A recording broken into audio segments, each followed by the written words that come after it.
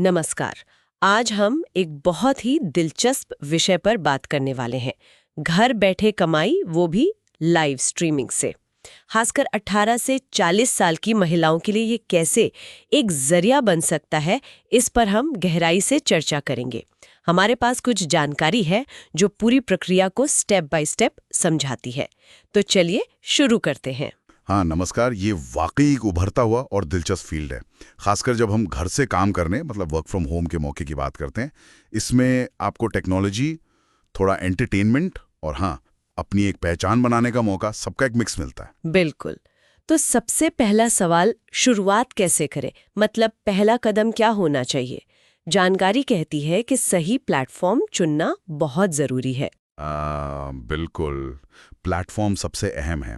देखिए, कुछ तो जाने पहचाने नाम हैं ही, जैसे YouTube लाइव है, Instagram लाइव, Facebook लाइव भी है।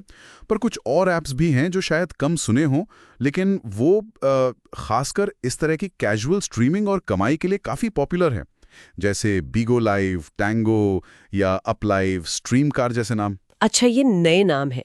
तो प्लेटफॉर्म चुनते वक्त क्या देखना चाहिए? सबसे ज़रूरी चीज़ है कमाई के तरीके। मतलब क्या उस प्लेटफॉर्म पर वर्चुअल गिफ्ट्स भेजने का ऑप्शन है?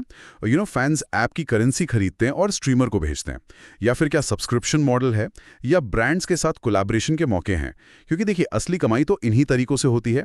बीगो या टैंगो जैसे ऐप्स इसी डायरेक्ट मोनेटाइजेशन पर ज़्यादा फोकस्ड हैं। समझ गई। तो कमाई के मुख्य तरीके यही हुए। एक तो वर्चुअल गिफ्ट्स, हाँ, गिफ्ट्स। जिसे फैंस भेजते हैं और वो पैसों में बदल जाते हैं। फिर ब्रांड कोलैबोरेशन, बिल्कुल, ब्रांड्स के साथ मिलकर प्रमोशन करना। पेड सब्सक्रिप्शन हो सकता है या फिर अफिलिएट मार्केटिंग। और हाँ, एक और बात थी, स्ट्रीमिंग एजेंसी से जुड़ना। इसका क्या रोल है? हाँ, एजेंसी वाला पहलू भी है। ये खासकर उन लोगों के लिए मददगार हो सकता है जो अभी नए हैं, शुरुआत कर रहे हैं।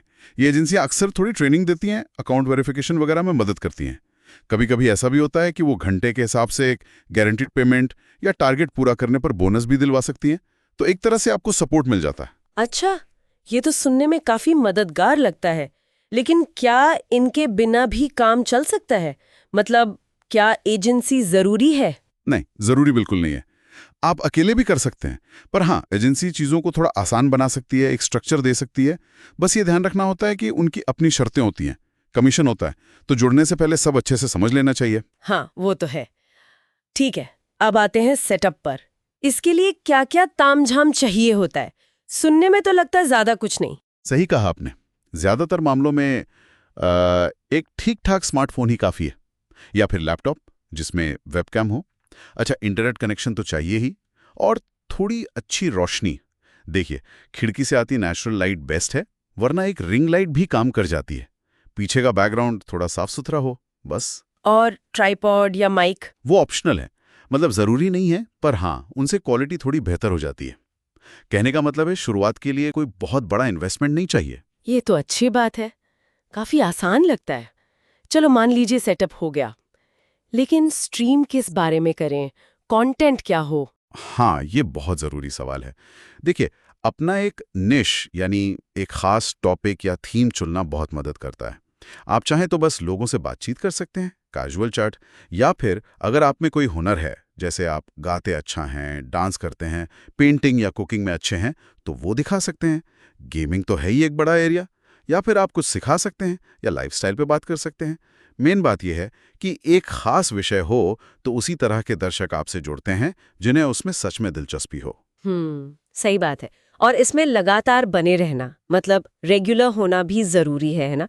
जानकारी तो यही बताती है कि एक तय शेड्यूल पर स्ट्रीम करने से लोग जुड़ते हैं। निश्चित रूप से रेगुलरिटी बहुत बहुत ज़रूरी है।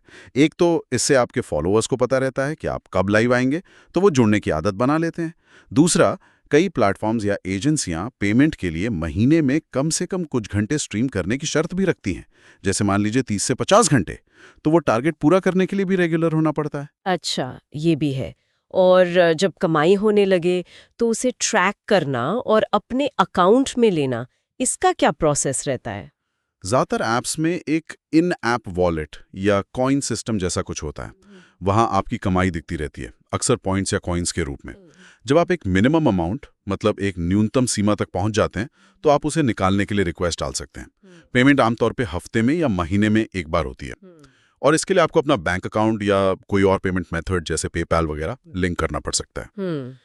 तो कुल मिलाकर देखें तो ये जानकारी एक पूरा खाका पेश करती है कि कैसे लाइव स्ट्रीमिंग घर बैठे कमाई का एक व्यवस्थित जरिया बन सकती है, खासकर महिलाओं के लिए।